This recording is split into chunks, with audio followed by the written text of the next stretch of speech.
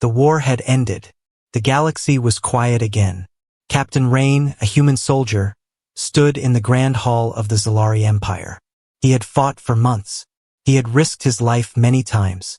And now he was a hero.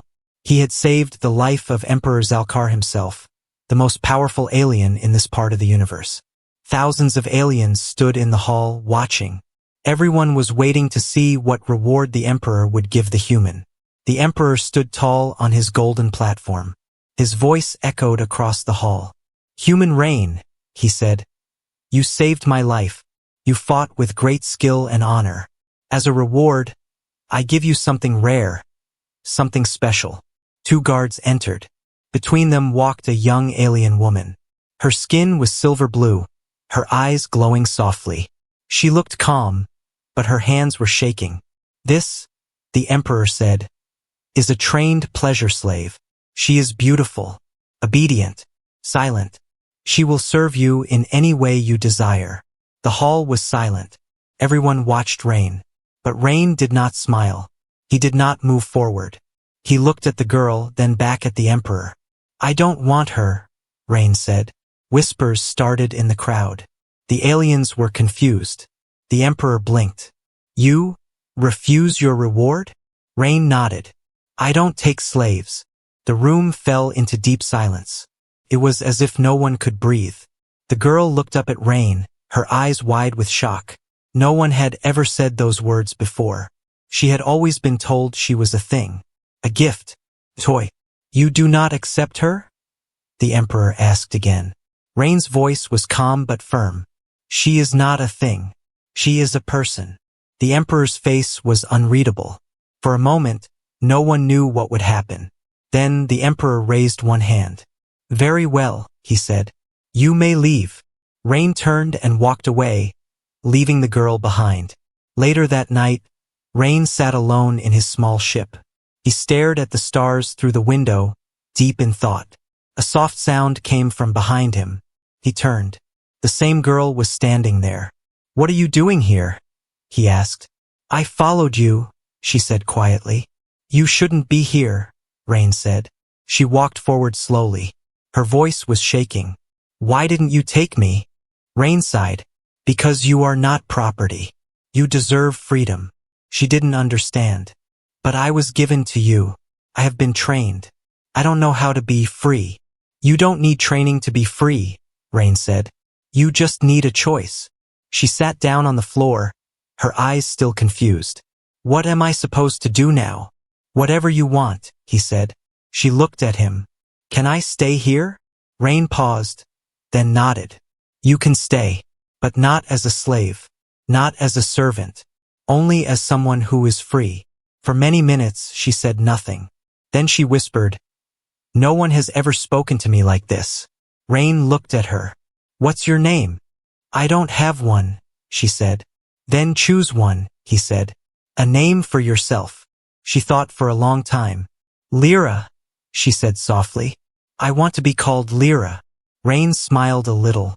"Lyra. That's a good name." Outside the ship, the stars continued to shine. But something had changed.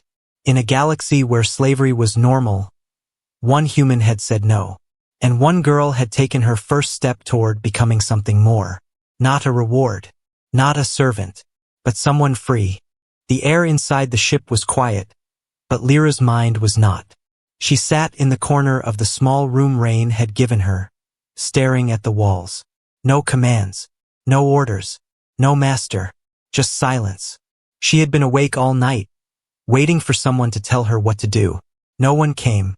For the first time in her life, there were no voices guiding her, no punishments for stillness. Only her breath, only her thoughts. Rain had left early. He was checking the ship systems, preparing to leave orbit.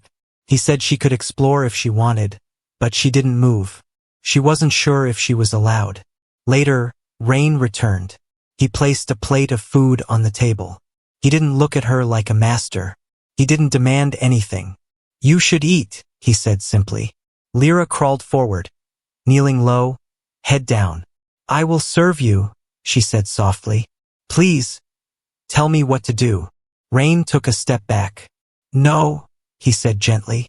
You don't need to kneel. Just sit and eat. She looked up, confused. But I must serve. It is all I know. Rain shook his head. You don't have to serve anyone now. Not me. Not anyone. She sat back slowly, her hands still trembling. I don't know how to be anything else. Rain pulled a chair and sat across from her. Then maybe it's time to learn. They ate in silence. Lyra chewed carefully, as if she had never been allowed to eat without permission before. Her eyes studied him, his calmness, his patience. She had met hundreds of alien masters. None were like him. After the meal, he showed her around the ship. The engine room, the bridge, the small storage bay. Each time she tried to walk behind him like a shadow, he gently asked her to walk beside him. He even showed her the stars through the viewing panel. They're beautiful, she whispered. You've never seen them like this? He asked. She shook her head. I've always been inside, always waiting to be chosen. That night, Rain gave her her own small room to sleep in. She stood at the doorway, confused. You don't want me to stay near your door? She asked. No, you sleep in a bed. With a door you can close. She looked at him for a long time. You're strange. Rain smiled. Most people tell me that. When the door closed behind her, Lyra stared at the soft bed. She didn't know how to rest without fear. She curled up, clothes still on, hands pressed together. She stayed awake, listening for footsteps. None came. In the middle of the night, she woke up from a dream, or maybe a memory. Hands grabbing her, voices shouting, pain, then silence. She sat up, breathing hard. Her room was quiet. Rain hadn't touched her. No one had. She stood slowly and crept through the hallway. His door was slightly open. She peered inside. He was asleep, lying on his side, breathing softly. No weapons in hand. No chains near his bed. She stared at him, confused and angry. Why was he doing this? She turned away. Her feet took her to the cargo room. She opened a small storage box, her fingers digging through tools and wires until she found it. A small, dusty communicator hidden under old supplies. Her old owners used these to track their property. Maybe this one still worked. She activated it. A crackling voice answered. Who is this? Lyra hesitated. Then she spoke. This is Unit 9X12. I was given to a human. He is not using me. He treats me like... She paused. Like a guest. I don't know what to do. I need orders. The voice was silent for a moment. Where are you? She looked around. A small ship. We're in low orbit over Zalari Prime. Stay where you are, the voice said. We will retrieve you. She closed the communicator. Something in her stomach twisted. She had done what she was trained to do. Report. Obey. Call for control. But her hands wouldn't stop shaking. The next morning, Rain found her in the engine room. She was sitting on the floor, arms wrapped around her knees. You okay? He asked. She nodded quickly. Yes, I'm fine. He looked at her for a moment, then sat beside her. You know, he said softly, it's okay to be afraid. She didn't answer. Then she whispered, I called someone last night. I don't know why. Rain stayed quiet. I think I want to trust you, she said. But I don't know how. I feel broken. You're not broken, Rain said. She looked at him, tears building in her eyes. Then what am I? You're someone who's learning what it means to be free, he said. And that's not easy. She didn't reply, but for the first time she didn't look away. Behind them, the stars continued to shine, and far in the dark, someone was already coming. The signal she sent was small, just a whisper into space. But in the world of slave traders, whispers travel fast. 3 nights had passed since Lyra used the communicator. She hadn't told Rain again. He hadn't asked. But he watched her differently now. Not with anger, not with fear. Just quiet understanding, as if he already knew and was waiting. They were traveling through neutral space now, far from any major planet. The stars outside the ship blinked like slow warnings. Lyra was changing. She no longer waited for commands. She asked questions. She made choices. Sometimes she even laughed. But late at night, she still sat alone in the engine room, listening. Listening for the reply she already feared. Came on the fourth night. Rain was on the bridge when the alarm beeped. A ship had entered their space. It was large, dark, and fast. No ID codes. No contact message. Just silence. Rain's eyes narrowed. Someone's coming. Lyra walked in behind him. When she saw the screen, her face went pale. I know that ship, she whispered. That's Varric. Rain turned to her. Who's Varric? My trainer, she said. The one who taught me how to serve. The one who broke me. Rain stood slowly. He's not here by accident. Lyra lowered her head. I called him. Rain didn't shout. He didn't move. I was afraid, she said. I didn't know what to do. I thought maybe I needed orders again. Rain looked at the screen. The enemy ship was closing in. You don't need orders, he said. You need a choice. You still have one. The ship was suddenly hit by a shock pulse. No weapons, just a blast to disable their systems. Lights flickered. The engines slowed. Rain moved quickly, locking controls and shielding the power core. They're not trying to destroy us, he said. They want to board. Lyra stepped back. Her breathing was fast. He's coming for me. Rain turned. Do you want to go with him? No, she said quickly, shaking her head. But I don't want you to fight him either. He's dangerous. Rain checked his blaster and slid a knife into his boot. So am I. Within minutes, the enemy ship clamped onto theirs. Metal scraped against metal. A breach was forced open. 3 armed figures entered. Lyra hid behind a wall, frozen. Her heart beat so loud, she thought they could hear it. Rain stepped into the corridor. Varric walked in like a king, tall, armored, his voice deep and cruel. Well, he said, the human hero, so noble, so proud. You don't even use your prize. She's not a prize, Rain replied. She's mine, Varric growled. Rain didn't blink. She's no one's property. The 2 guards beside Varric raised their weapons. Varric smirked. You're alone, human. Rain smiled slightly. Not quite. In one sudden move, he shot out the corridor lights, dove low, and fired. His blaster hit one guard in the leg, the other in the arm. Smoke filled the hall. Varric shouted, "Find him!" But Rain didn't run. He moved through the dark like a ghost, hitting hard and fast. When the smoke cleared, both guards were down, groaning in pain. Rain stood alone in front of Varric.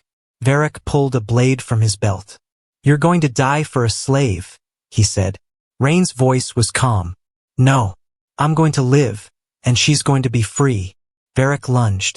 Their blades clashed. The corridor rang with the sound of metal. Rain fought with precision. Varric fought with rage. Each strike was heavier, faster. Lyra watched from behind the corner, fists clenched, shaking. Rain was holding back. He wasn't trying to kill.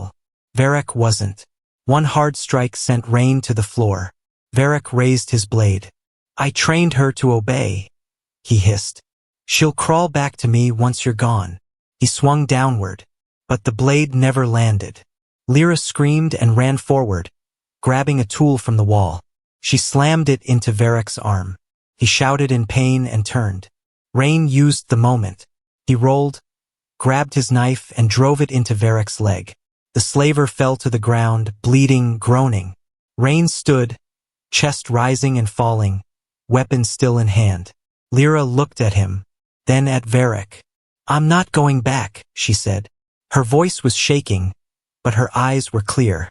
"I'd rather die free than live owned." Rain lowered his weapon. "Then let's make sure you never have to choose." He dragged Varric and the others into their own ship, locked the systems, and launched it into open space, on a course back to Imperial authorities. Back on the bridge, Lyra sat down beside Rain. She didn't speak at first. "I didn't think you'd fight for me," she said finally. Rain looked at her. "I didn't fight for you," he said. "I fought with you." Lyra smiled, just a little. "Then maybe next time I fight too." Outside, the stars were still the same. But Lyra was not. The lights flickered low in the ship's corridor as Lyra moved quietly, barefoot. Not hiding, just restless. She couldn't sleep anymore, not like before. Not after what she did. Not after what Rain still forgave. He had risked his life for her, protected her, trusted her. Even after she called Varric. Even after she almost betrayed him. But there was something she hadn't told him. Something darker. She stood outside the training room door. Rain had turned part of the ship into a small space for practice. Combat drills, defense moves, strategy boards. He called it preparation. She called it fear of the past returning. Inside, Rain was punching into the air, sweat on his face, focused and quiet. He noticed her and nodded. No words, no judgment. He handed her a light training baton. You ready? He asked. Lyra took it slowly, holding it like it was made of fire. I've never trained to fight. You've trained to survive, Rain said. That's a start. They moved in circles. He showed her stances, balance, breathing. She tried, failed, tried again. Her movements were sharp, robotic. He stopped her. Not like that, he said gently. You're not following orders anymore. You're learning for you. She hesitated. How do I learn? She asked. If my mind still obeys someone else's voice. Rain looked at her, really looked. We take it one moment at a time. They trained until her arms shook, until her heartbeat drowned out her fear. And for a moment Lyra felt light. Not safe, but stronger than the voice in her head. That night, she lay in her bed, staring at the ceiling. Her muscles ached, but inside something felt steady. For the first time, she was building herself instead of hiding from herself. And then the dreams returned. She was a child again. Cold floor, metal walls, the sound of footsteps in the hall. Her hands folded on her knees. Waiting, always waiting. A door opened. Light, then pain. She woke up screaming, her body wet with sweat, her breath caught in her throat. And in that moment, half awake, half broken, her body moved on its own. She walked down the hall, silent like she had been trained. Slipped into Rain's room, picked up the small knife near his bed, raised it, then froze. Rain was sleeping, peacefully. Her hands trembled. She didn't know how she got there.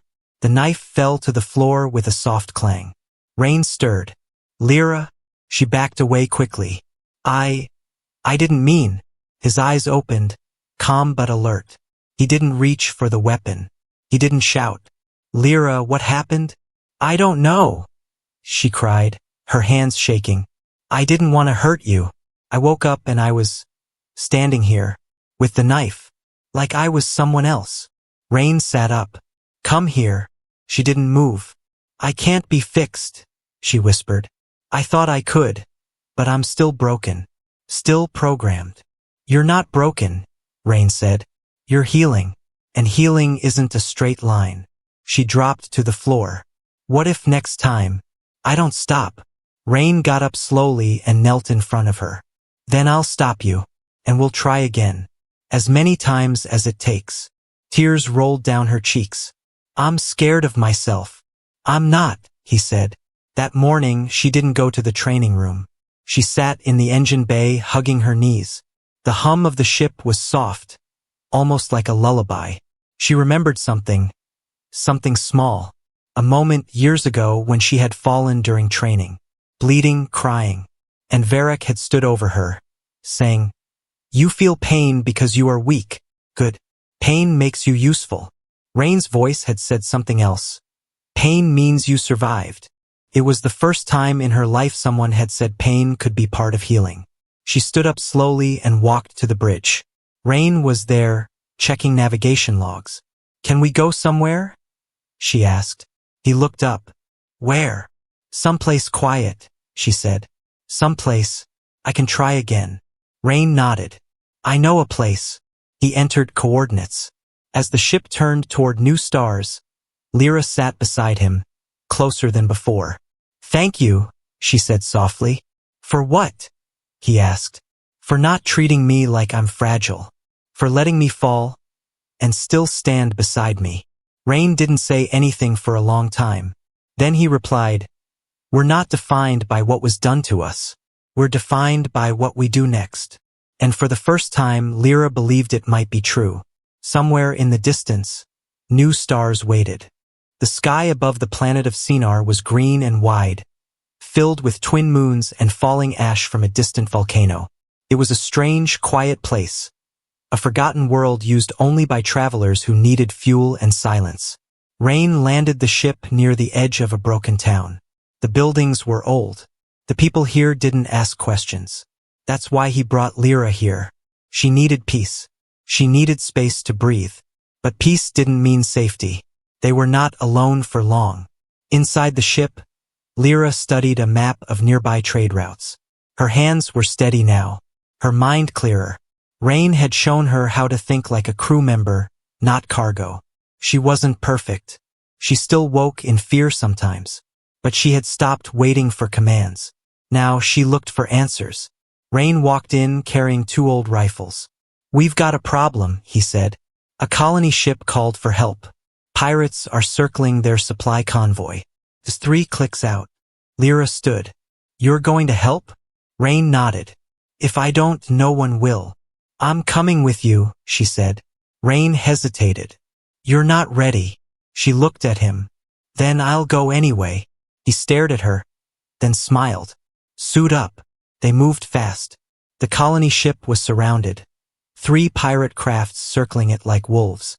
Rain's ship wasn't made for war, but it had just enough fight in it to get close. Rain flew.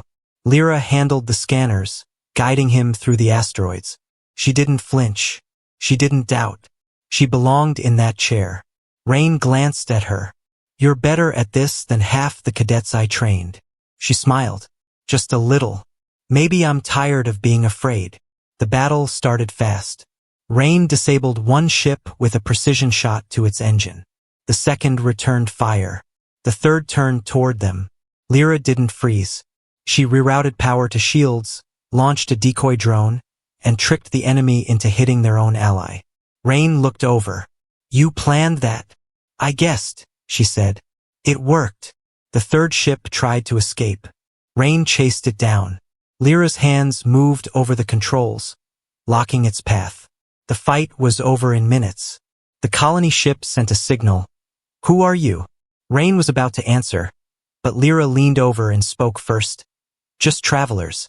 Glad we were nearby." Later, as they flew back to the planet, Rain said, "You know they'll talk about that. I don't care. They'll want to know who you are." Lyra looked out the window. "Then let them ask." 3 days later, a story appeared on the Outer System net. A blurry video of the battle. A voice sang, "A human ship saved a colony, alongside a former slave who now fights like a soldier." They didn't use her name. They didn't know it. But the galaxy was watching now. Back on Sinar, a local mechanic waved to Lyra as she passed his workshop. "You're the one from the pirate story, right?" he asked. Lyra froze. Maybe." He smiled. "Thanks for what you did. Not many help people like us." She nodded, unsure how to respond. People were seeing her, not as a thing, not as a possession, but as something else entirely. That night, she sat with Rain on the hull of the ship, legs dangling over the edge. "Is it strange?" she asked. "To be known by people you'll never meet?" Rain leaned back. "It's not about being known. It's about what kind of story they tell." "And what story are they telling now?" He looked at her. "That you're not a reward anymore. You're a warning. A warning to anyone who thinks they can break a person and keep them small forever." Lyra was quiet for a long time. Then she said, "Do you think they'll come for me again?" "The Empire." "Yes," Rain said. "They will." "And what do we do then?" Rain looked at her with a calm smile. "Then we show them who you've become." Lyra stood and looked out at the green sky. She wasn't just surviving now. She was becoming. Far across the galaxy, in a marble palace under red light, a council of alien nobles watched the same video clip. "She was trained to obey," one of them said. "And now she commands a ship?" The Emperor of the Zalari leaned forward, his voice cold.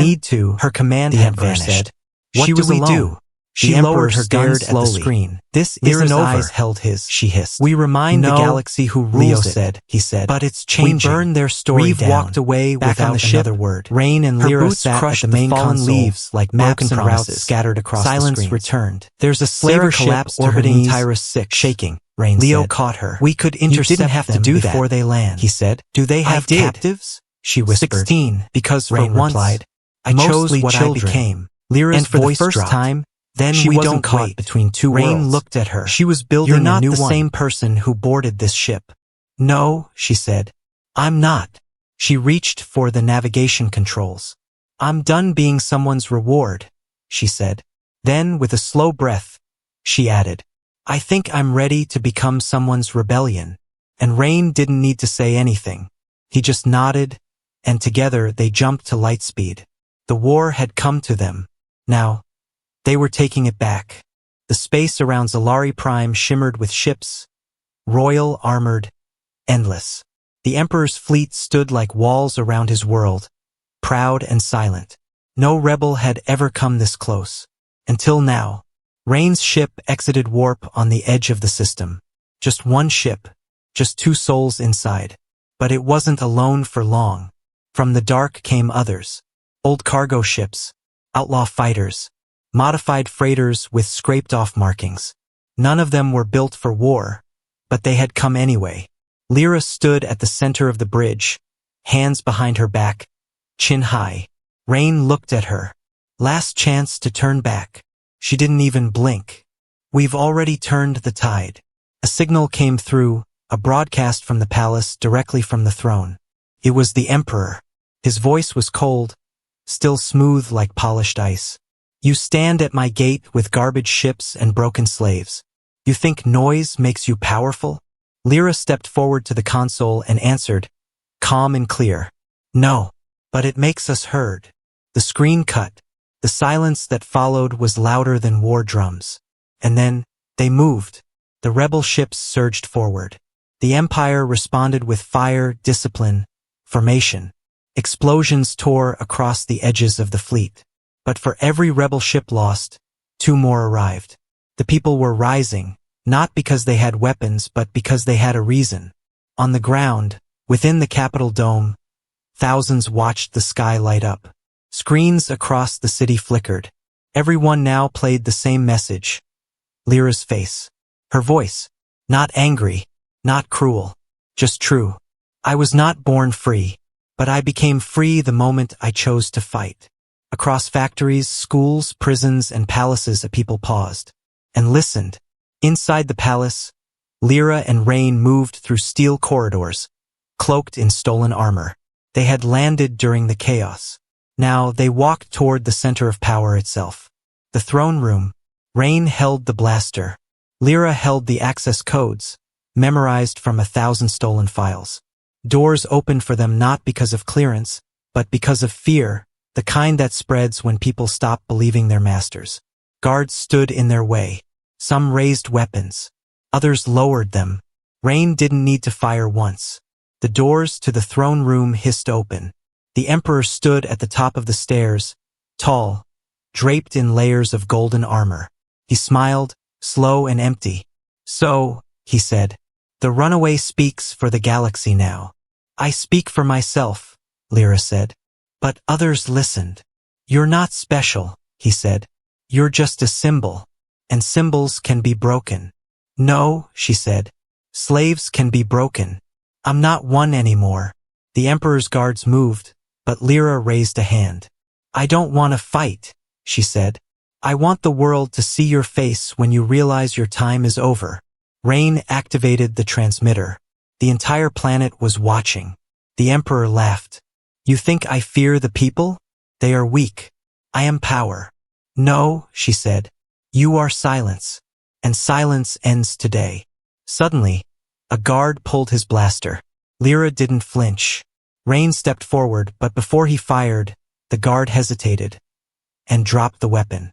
Another followed, and another, because what Lyra had given them wasn't a speech or a call to violence. It was permission to stop obeying. The Emperor stepped down the stairs, furious. You are a virus. No, she said. I'm the cure. He lunged at her, rage on his face, hands burning with energy. Rain raised his weapon, but Lyra stepped in. She didn't fight with fear. She moved with purpose. She dodged. She struck. She didn't kill him. She defeated him. Because she wanted the galaxy to see something he never taught her, mercy. Later, the palace gates were opened. Not by force, but by choice. Slaves walked out first. Then guards. Then the people. And at the center of it all stood Lyra. Not in chains, not in shadow, but in the light. Reporters tried to name her. Governments tried to use her. Pirates tried to profit off her story. But she didn't stay. She left the palace. Left the cameras. Went back to the stars. Because she hadn't done it to be worshipped. She had done it to be free. And to make others believe they could be too. Rain joined her on the bridge one last time. He leaned against the console. So what now? She smiled. We find others. Like me. Like who I was. We help them choose who they want to be. He nodded. Think the galaxy is ready for that? I don't care if it is, she said. It's coming anyway. She pressed the controls. And the ship vanished into the stars. Quiet, steady, unafraid. Not the end of a journey. Just the beginning of a movement.